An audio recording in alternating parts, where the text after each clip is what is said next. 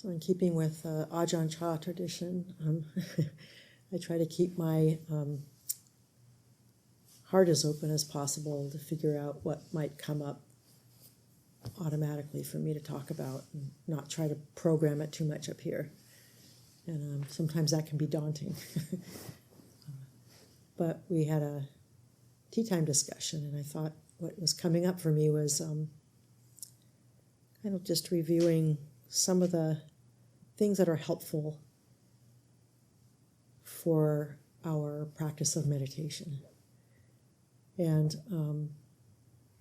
so you notice we start with Ajahn Kasapo comes and he lights the candles and he lights the incense. And while we were waiting for that, we were just gathering ourselves in silence and just calming ourselves down, just sitting quietly. And then that focus of paying attention to the lighting of the candles and the incense. It's also something else that helps bring us to a focal point, to some kind of attention. And just by observation. And we participate in that observation. And then we do a chant, which we did it in Pali, so that probably didn't mean much to most people, but there is an English version and you can look at it. And what we're doing is we're acknowledging that we're honoring the Buddha and what the Buddha offered us, because the Buddha actually was a live human being approximately 2,500 years ago. And through his efforts and his own internal investigation and things that he witnessed and processed and decisions that he made along the way, he actually found release of the things that pull the mind out, the desires, the judgments.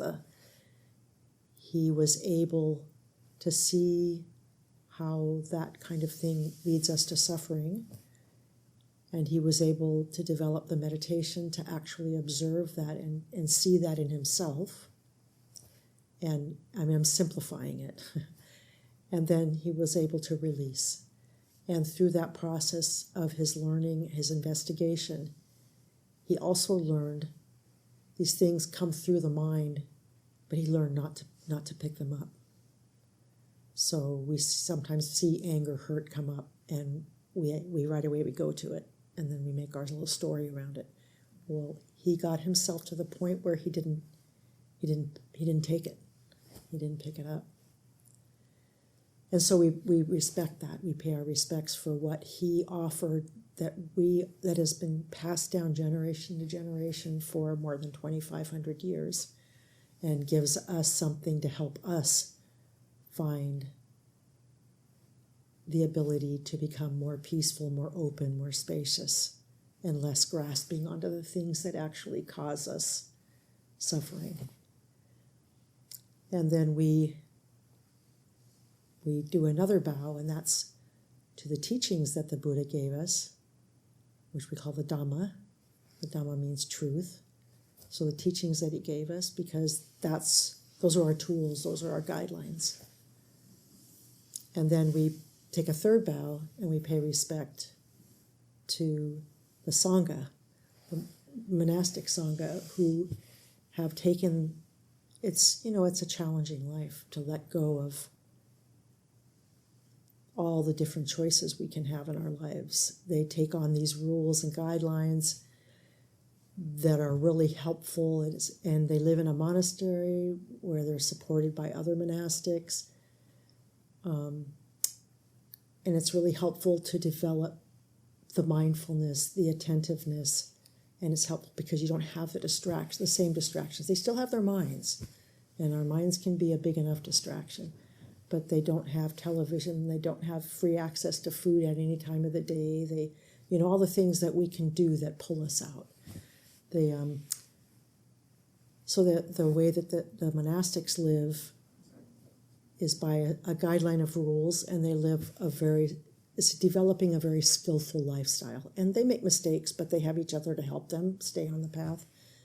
And they have ways of looking at those and how to work with that. and they get a lot of encouragement. And that's really important to have that encouragement, that support from others to keep us honest. And so we pay our respects to that. And so and then when you're chanting, you can also pay attention to the resonance in the chest or wherever you feel it. So it can help you attune to the body. So it can be useful that way. And then we do the Namo Tassa, which is again paying homage to the Blessed One, the Buddha, for what he shared with us. And then we,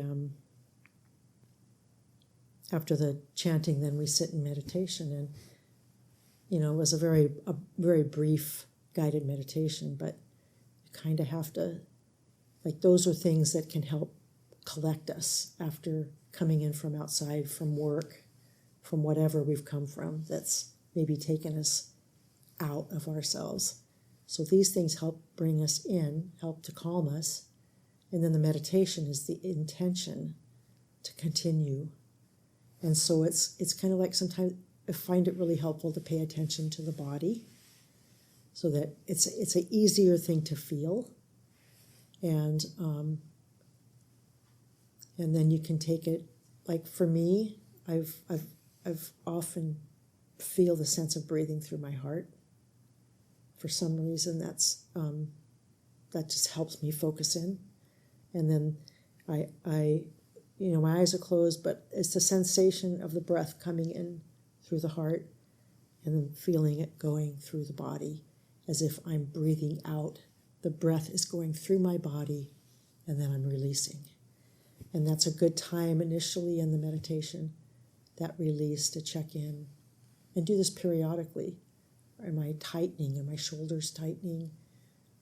Is my face crunched up?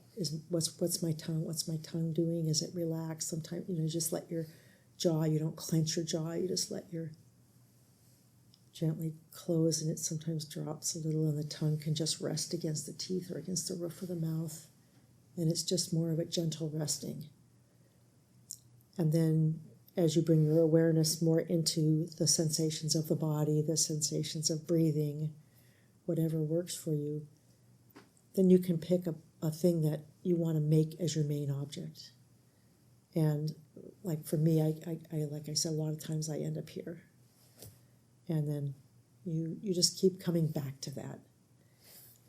When the Buddha was developing his meditation, and he went through a period of really striving and austerities where he didn't eat much, and he would sit and it was like this, and then he had this realization at one point, and he said, he was remembering a time when he was a child. His father had a kingdom, he was a prince. And, there was a festival or something out in the fields, and his nurse had him in the shade, and he was sitting under the shade of the tree, and he had this memory of sitting there and just feeling peace, but also a happiness in that peace, just sitting under that tree. And he remembered that. It felt pleasant. And he realized that there's nothing wrong with feeling that pleasantness. It's helpful. It helps you settle. And so sometimes people will bring up things that, like I've heard people say, if you're a cat person or a dog person, imagine a sleeping kitten or a sleeping puppy in your lap that you're holding. And that kind of gives you this sense of ease and helps you relax. Or you think of an act of kindness that maybe you did or that somebody did to you. That helps your heart to soften and relax. Kind of, with this practice, we become a little bit creative. You kind of have to pay attention to what is keeping you from the object of your meditation. And oftentimes it's that our days have just been hectic, or we've watched the news, and that'll do it. So it's like taking care of ourselves. What are the things that we can recollect that help our heart to soften, that help us to bring our attention in, because you're going to want to pay attention to something that feels pleasant. And it's a very wholesome pleasantness.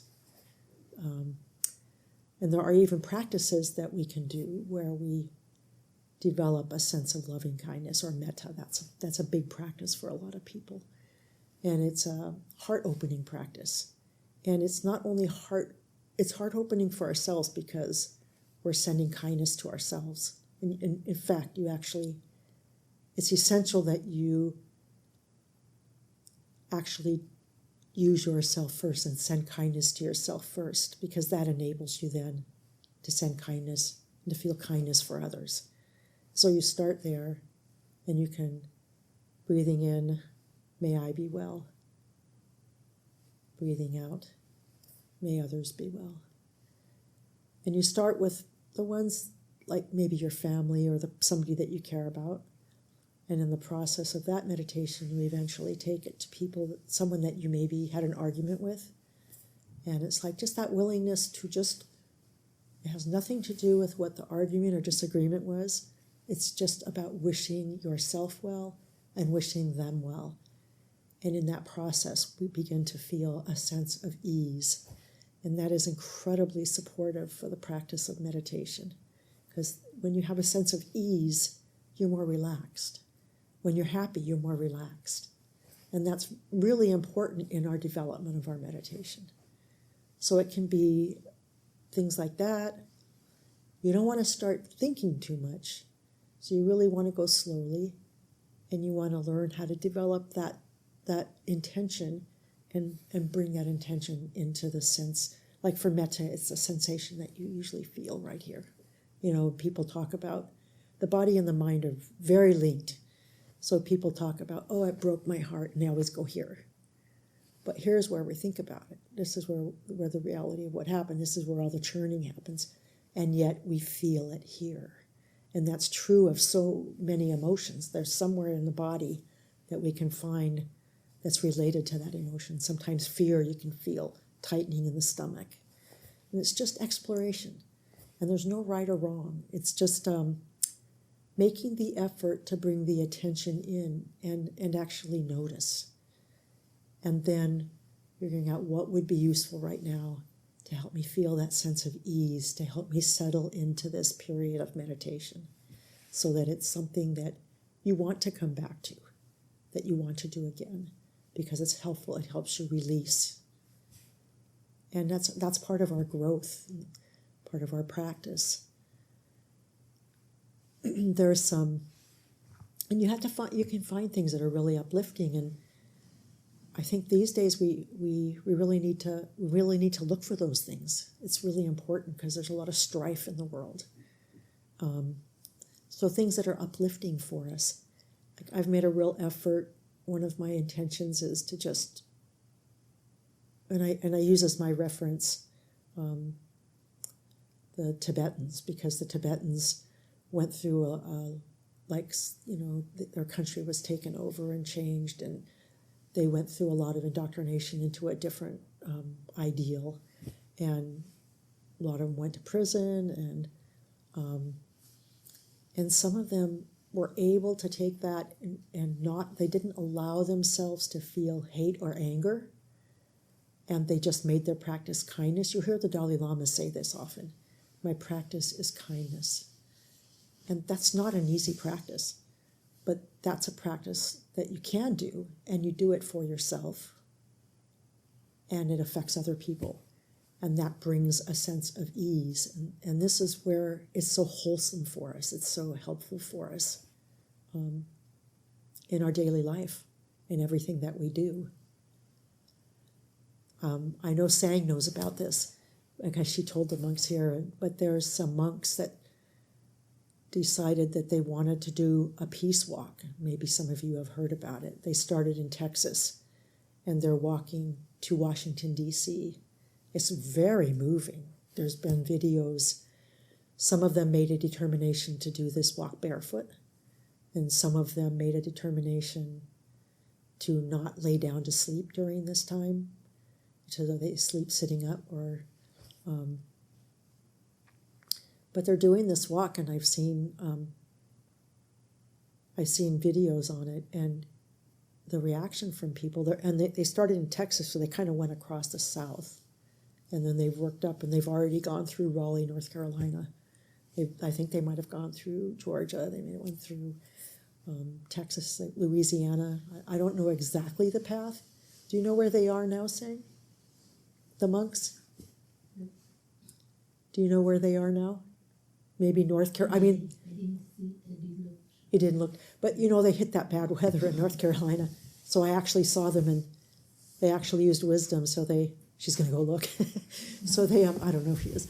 But they put, she is.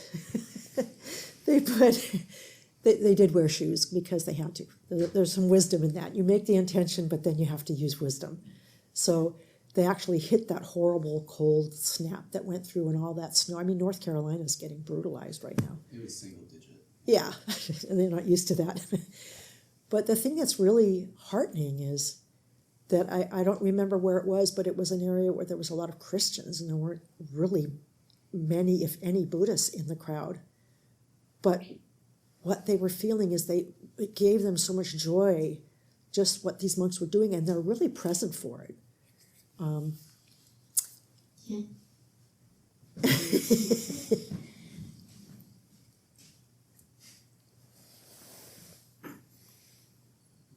Skip this, didn't it? Does it say? Oh, what does it say they are? You can do it. Mm-hmm. Well, can you tell me where they are? Yeah, we don't have to. 100 days, 2,300 miles. There you go, 2,000. I don't want to play the whole thing, but it's how many? 12? 100 days today. How many monks? 19. 19 monks. One before 20. And one got, One. yeah, so in the early days of this, they had when people do bike things and the car follows, they had a car following, and somebody hit that car and it ran into one of the monks, and he actually lost his leg. And then the dog, Aloka, got sick, and they had to take the dog, and then, I don't know. Anyway, all these people are following it because it's very uplifting, it's very wholesome. So,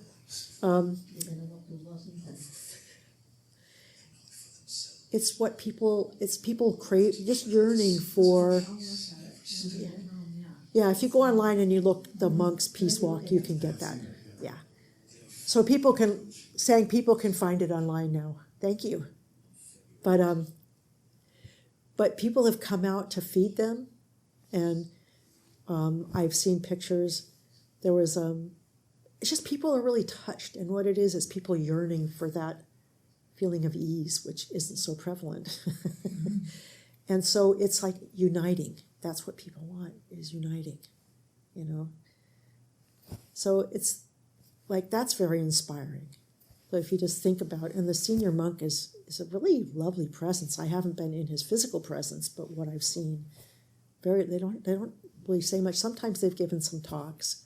Churches have invited them in for a rest or to get out of the cold.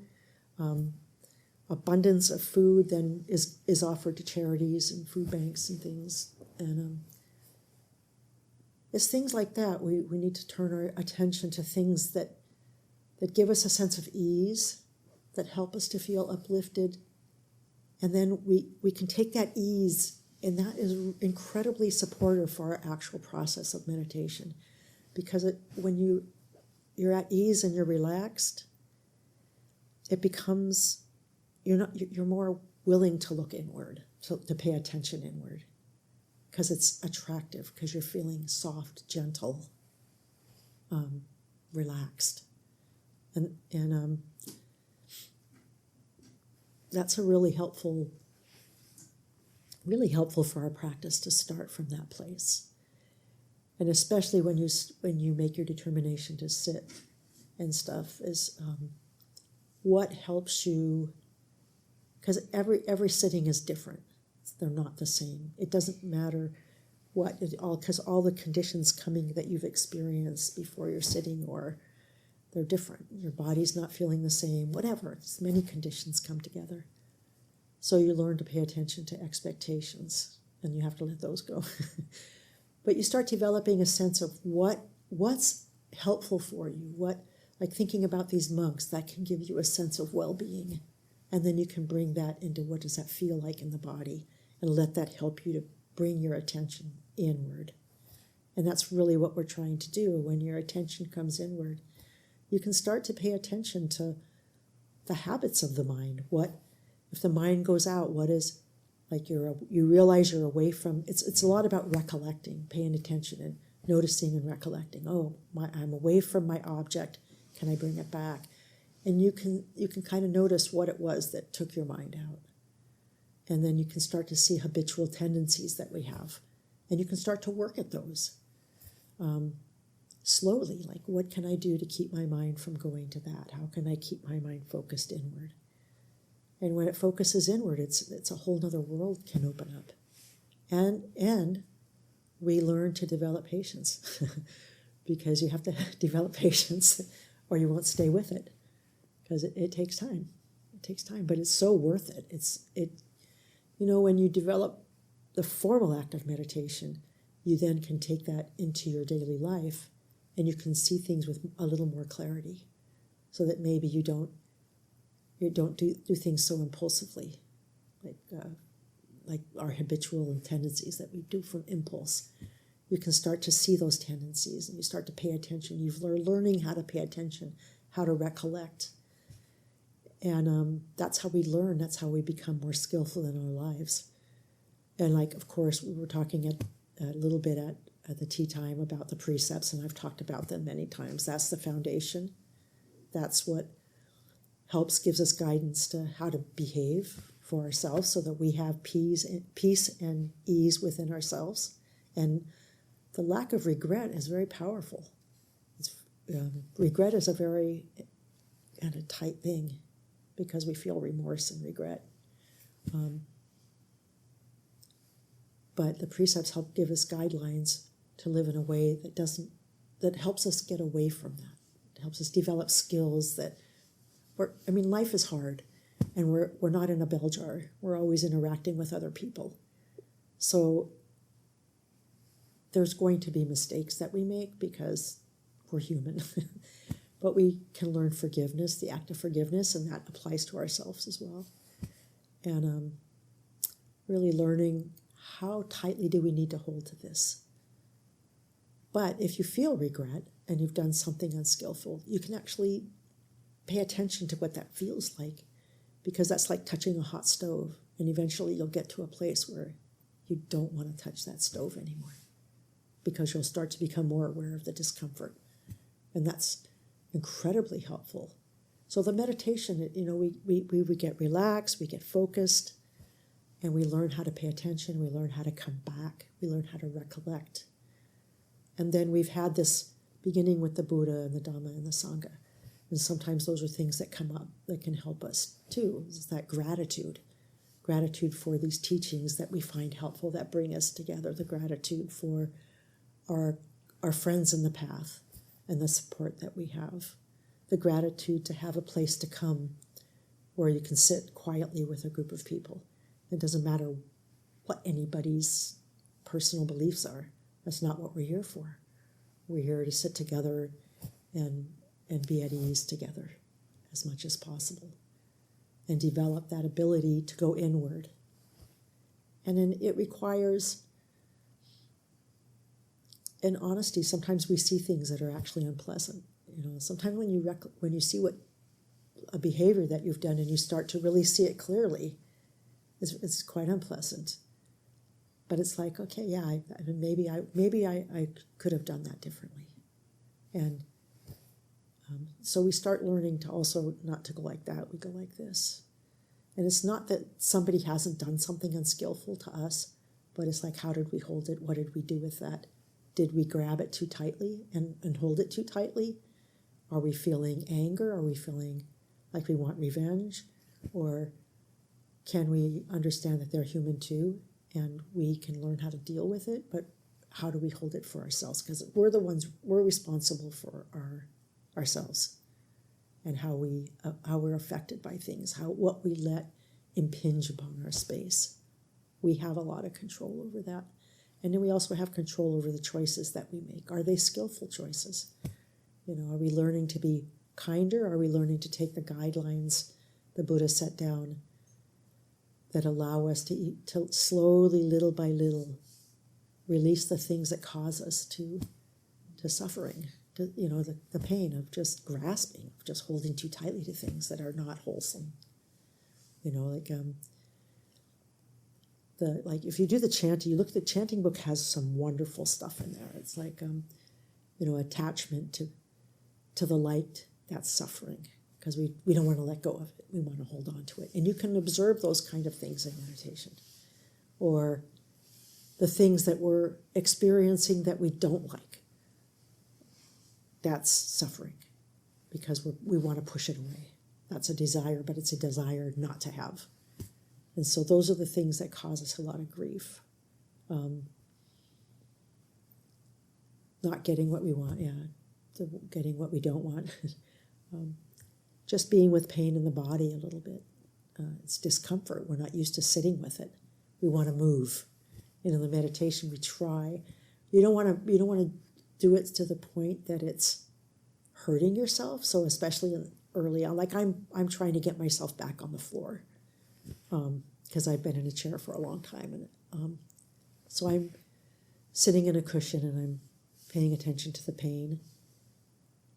And I kind of have a lot of awareness of what's enough. And my body's older now, so I'm not 30 years old anymore. So I have to pay attention because I want to be able-bodied as long as possible. So if I need to adjust, that if you need to adjust, then you bring the attention, you set the intention during your meditation, and then you shift.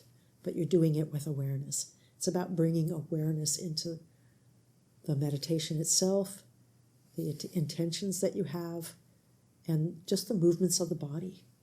So you bring your awareness in and you decide, okay, I need to move. But you're doing that, you're not just moving out of a gut level response, you're actually bringing awareness and making that a part of your meditation. So all these little tools.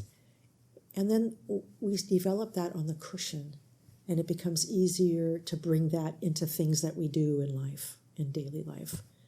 And like we were talking earlier, like waiting in the grocery store line, and you're in a hurry, but you're learning to pay attention to how things are impinging on you. So you can see that there's tightness, there's angst, and this wanting to go. And you can actually use some of the tools that you're learning from meditation and bring that in and go, okay, this is the reality. I can just breathe with this. Or what is my body feeling? Where is that angst being held in my body? And there's no right or wrong, it's just paying attention. It's just and that kind of helps bring your awareness in, and you don't get lost in that angst, that impatience of needing to get out and do this. So there's so many things that we can bring, everything. I mean, really, your meditation becomes your life. And that's incredibly valuable and very important. That's why the monks have so many rules, is because that brings that awareness into everything that they do. They can't just, if there's a tray sitting there and it says not offered, and it's time for tea, they can't just get the tea. They have to wait till somebody actually formally offers it. So they have to see that impulse to just get tea. And wait, breathe, wait till somebody comes and actually makes the offering, and then they can have their tea or whatever. So many little things that can, we take awareness to everything that we do. And like John's been working on the floor, that takes a lot of focus and a lot of awareness, a lot of attention. So he doesn't sand it too much, or, actually gets it just right. Whatever we're doing, we can bring that awareness into it. And it's incredibly valuable, and it's important. It's important because then when you go, the more you learn how to bring it into the things that you're doing, then when you go to sit on the cushion again, you haven't strayed so far from that intention to bring your awareness in. And it's a process. You learn from practice, and they call this the practice. And that's how we learn to perfect it, is by we keep doing it. So even if, like you were saying, you set some time for a while, you set like 20 minutes. So you can set a period that works for you, and you want to do it at least for 20 minutes. Maybe at this time every day, this time works. And then if you find that that time doesn't work, you can reframe it in a way that does work. But you don't do it like, sometimes when you're sitting, there can be a lot of restlessness. And that's one of the hardest things for me to sit through, is when and I don't have it as much as I used to. I think that's because I'm old. I'm too tired. But, restlessness can be really hard because you want to go. Your mind's jumping all over the place. But we can learn to be with that. And I pay attention to the body, the softening, do whatever little tools can help you recollect and come more. If it's the little puppy in your lap that's sleeping, or the little cat, or whatever, you find what works for you. And it won't always be the same thing. So, but you just kind of, you learn to trust in that, and trust in your judgment, and trust in your awareness to figure that out. But I think it's really important to also have a place that you can go periodically, because I think it's really, really useful to be with other people who are coming together to just sit in silence together. And that's, boy, it's just such a gift. So, and when you get up, just be aware that you're getting up, you're not sitting, but you're still bringing mindfulness into this is your mindfulness. You're just be mindful of what you're doing, where you're going, what you're doing, what you have to get. Your feet, as you walk to your car, the feet hitting the ground. You can just pick all kinds of things. So that's kind of what came up for me tonight. And I just usually ask if anybody has any questions or anything they want to share, or not. I think what came up for me when you were talking was my little dog. Because I'm in love with my dog. And I've always been the type of person throughout my life that's been really goal orientated. And if I go for a walk, I'll walk for 20 miles, or you know what I mean, or go for a run, and try to beat my last time, or how many steps did I get, has been historically how I've kind of approached walking and exercise and things like that. But my little dog, she's just, I call her Sniffer sometimes, because she'll just stop at every corner and like sniff, and I have to take her out every morning, whether no matter what. If it's early, I still have to, because I love her and I want to make sure that she gets to go out before I go to work. And then when I get back from work, even if I'm tired, I still take her out, and she just brings that awareness in, because I have to slow down while she sniffs everything and the birds are chirping, and I experience so much more with her. And the love that she exudes has kind of, like, wherever I go, people respond to her with this love. And I've met more people, and generosity. This guy invited me into his yard because he loves the dog. He loved the dog, and his dog passed away. So he goes, you know what? He goes, I have this clipper that I got for her, and it was like $100 and something bucks. I'm gonna give it to you. So I'm carrying around this clipper, and I take her to Sherwood Oaks, and all of the old people there just really light up, and makes their entire day. You just watch people transform as wherever she goes, people light up. Yeah. And I think it's because of the goodness in her heart that you were referring to about being right here. Is she's always right here, and she doesn't hold on to any resentment, even if I've been gone all day. She's always in the moment, and she's just always exuding love, and people respond to that. And so she's kind of changed my world, because I just feel so much, I've never felt so much love for a dog before. Mm. And wherever she goes, she brings joy. I think that's kind of what you were pointing to tonight about your meditation being in the heart and coming back to that space. And that's kind of what she offers. And what I also hear is that she takes you out of yourself. So you do things for her, and often that's really important too, is that we get out of ourselves because we're so self-interested. So you do things for her, but you're also realizing that this man, he's lost his dog, but he gets joy. I mean, those things that take us out of ourself are really helpful, because we can get really self-obsessed with my suffering, my blah, blah, blah, blah, blah, blah, blah, blah. The stories are endless. So I hear that in that too. Yeah. So she's just been really good for me, and I just really appreciated what you offered tonight, and you always have just very insightful things to say, even if it's going over the stuff that we have already Gone over. a multitude of times. You always bring this fresh perspective on it, and it's always good to have you here. Thank you. How was your meditation? Was it challenging? Yeah, it was challenging at times. I picked to focus on like the weight of my hands and all that, and sometimes I catch myself like one thought away from my hands, and then sometimes I was like several thoughts away. And I'm like, whoa, I gotta start over. Like, It happens fast. That's the practice. yeah. So yeah, it was good to just it's my first meditation in a long time. It's good to see what my mind is doing. Excellent. And you haven't meditated before? I've done a couple of guided meditations, and usually I'd be laying down during them, and I found it hard to get into a comfortable position. So I was kind of moving around a lot. Mm-hmm. You mean tonight? Yes.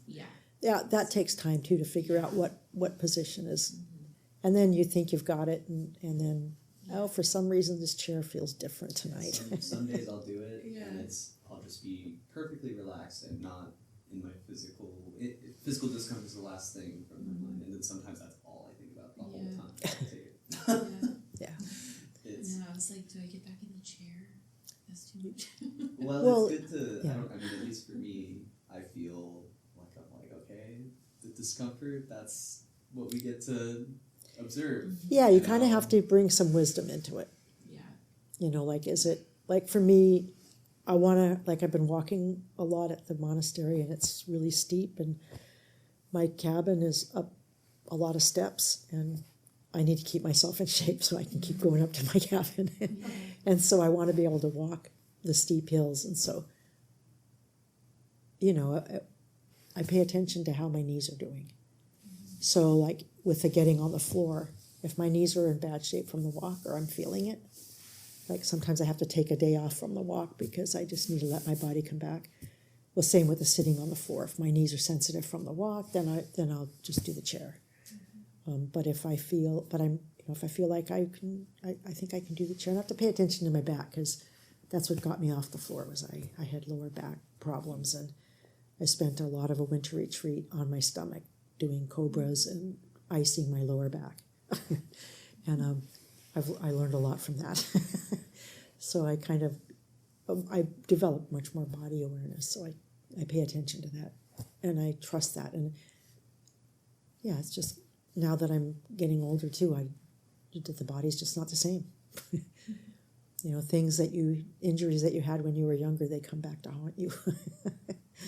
So if you have to move, and as you're just developing it, you have to pay attention to that too, because you don't want it to be like, I know if you go to some retreats, they'll encourage you to sit through the pain, and there's power in that, but not if it's to the point that you don't want to meditate, or you don't want to, or you damage something. So it's kind of like you can't get away from using some of your own wisdom, and that involves awareness too. So if you do have to move, just try to bring your intention to that. Yeah, Okay, I like how you said yeah. that during the talk. Yeah, because it's helpful, because then you're still in that movement. You're still bringing awareness into that movement, so you're not breaking the rhythm of the meditation.